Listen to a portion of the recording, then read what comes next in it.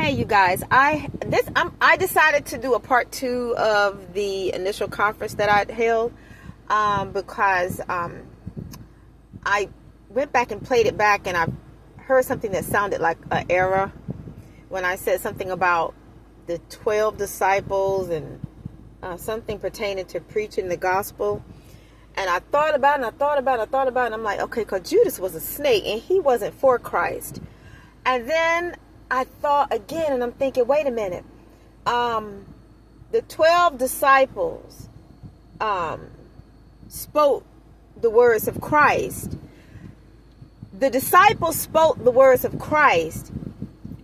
I would imagine that Judas did too, but Judas was the one that was not sincere. Now, I know, it's not necessarily recorded in Holy Scriptures that Judas spoke anything in favor of Christ, as far as his word. But the reason why I came to this conclusion is because in order for the other disciples not to know that Judas was the snake that was going to betray Father, Judas had to play that role like he was about that life.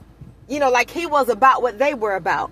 So whatever proclamation that the disciples were making about Jesus, it would make sense to say that Judas was out there imitating and acting out the same behavior and conducting the same speech, all the while being a two-faced snake. Because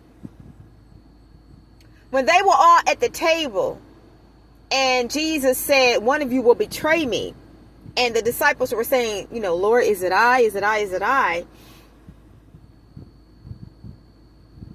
Had Judas been the obvious one all along, the other disciples would not have asked, Lord, is it I?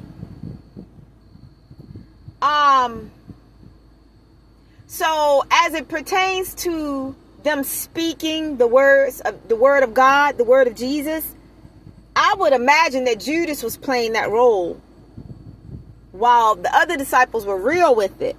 Judas was being all fake, playing a role, and he was speaking probably somewhat the same things that they were.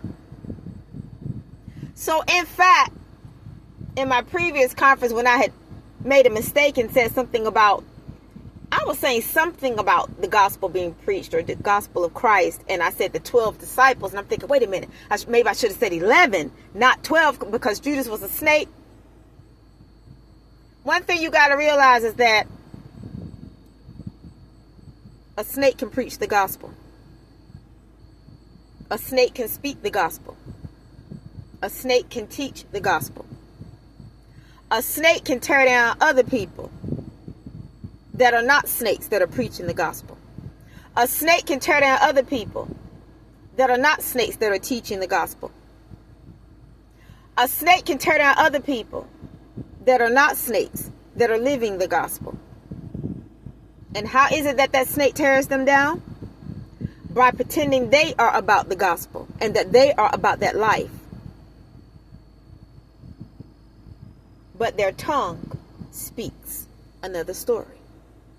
Because when the tongue is used as a weapon to weaponize and tear down somebody else's character and to try to destroy their set salvation,